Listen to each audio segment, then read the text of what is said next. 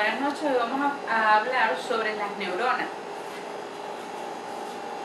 La neurona, para definir primero qué es una neurona, son tipos de células del sistema nervioso cuya principal función es la excitabilidad eléctrica dentro de las membranas plasmáticas.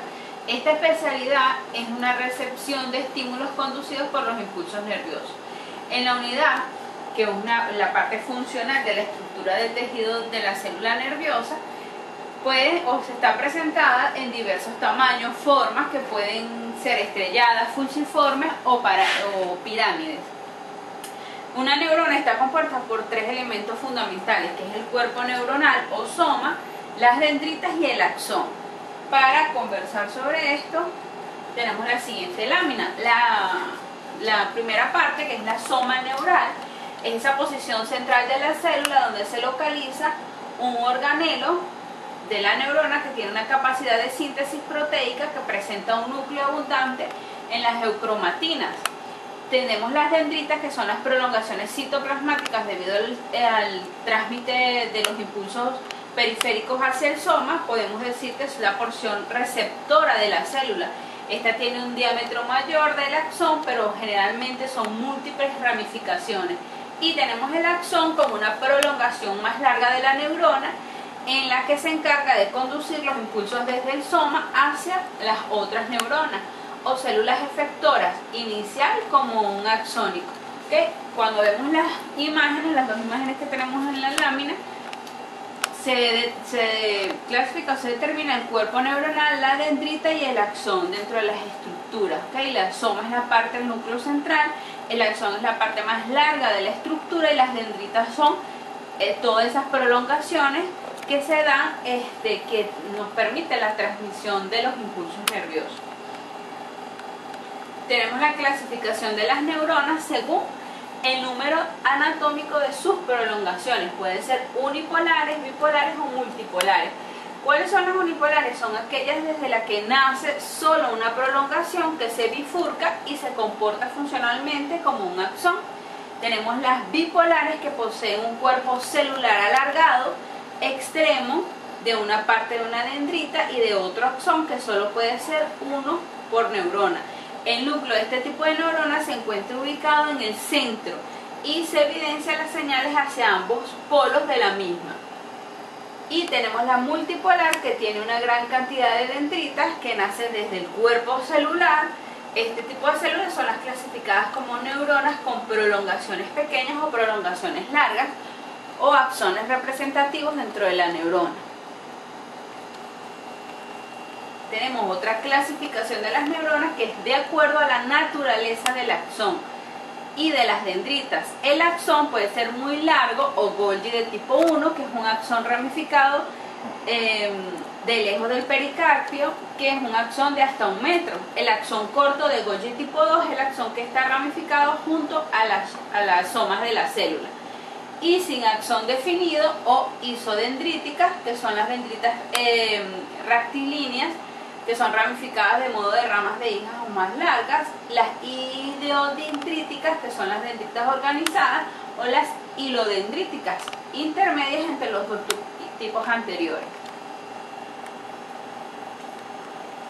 Tenemos otra clasificación de las neuronas, de acuerdo a la función.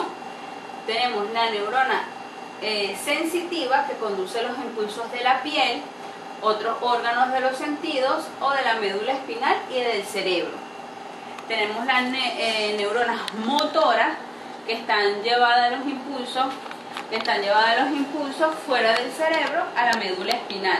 Y están las neuronas internupciales, que son las que forman los vínculos en las vías neuronales que conducen esos impulsos a través de las neuronas aferentes o eferentes.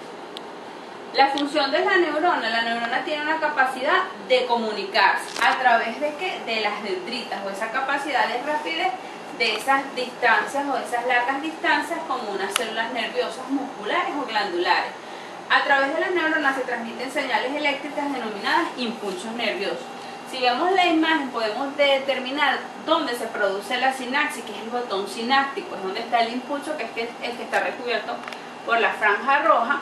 ahí es donde hay esa interacción entre las sinapsis, interacción entre las dendritas, que es la parte de la estructura de la neurona. Estos impulsos nerviosos viajan por toda la neurona, comenzando desde la dendrita hacia el botón terminal.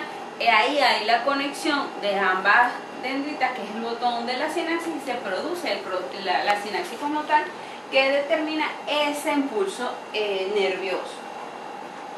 Cuando hablamos de la conducción del impulso nervioso, se habla de ese impulso nervioso que a través de la célula se activa en esos procesos electroquímicos que se dan en el encéfalo. Hay una membrana que contiene un gran núcleo de sodio y de potasio que se activa por voltaje y nos determina esos impulsos que saltan esas neuronas, cada una de esas neuronas que están divididas en partes. Recordemos que las neuronas se dividen en axón, núcleo y soma, ¿verdad? Dendritas, y ese botón sináptico donde directamente se está involucrando ese impulso nervioso. Tomando en cuenta las neuronas, que puede ser una neurona sensitiva, motora o interneuronal, ¿verdad? Es donde se determina cómo se da el impulso nervioso, que es la comunicación entre los neuritas o esa prolongación del citoplasma. Tenemos la sinapsis. Para definir qué es la sinapsis, es el sitio del contacto entre las dos neuronas. Si vemos esa imagen que está en las puntas de las láminas, es ahí donde nos van a conectar ese trámite de impulso, donde se puede hacer en una célula presináptica, que es una neurona básica, hacia una célula postsináptica, que puede ser otra neurona o una célula, pero nos podemos dividir en dos, en una muscular o una glandular. De acuerdo a las partes que se establecen en el contacto, se produce la sinapsis. Por ejemplo, si se produce la sinapsis en el axón como un elemento presináptico, son las más frecuentes y pueden ser axosomáticas o axodendríticas o axosonónicas. Esas pueden ser si es por el axón. Si se comunican por las dendritas como un elemento presináptico, es la dendrodendríticas, dendrosomáticas o dendrosoxónicas, puede ser la otra forma. Y por el soma, que se puede también producir la sinapsis, que es un poco menos frecuente, pero ese elemento presináptico son los menos frecuentes, y son las somatosomáticas. Cuando hablamos del proceso de las neuronas, no podemos dejar a un lado los neurotransmisores. Los neurotransmisores son ese cuerpo de neuronas que producen esas ciertas enzimas que están implicadas en la síntesis de la mayoría de los neurotransmisores. Esas enzimas actúan sobre determinadas moléculas y están almacenadas en la determinación nerviosa de las vesículas. Para hablar de los neurotransmisores vamos a trabajar con un cuadro. Este cuadro vamos a hablar de varios neurotransmisores y vamos a hablar de la ubicación, el efecto y la función. La acetilcolina, que está ubicada en el sistema nervioso, tiene un efecto o un papel inhibidor sobre la membrana de la fibra molecular cardíaca y tiene la función de mediar las actividades sinápticas de los nervios.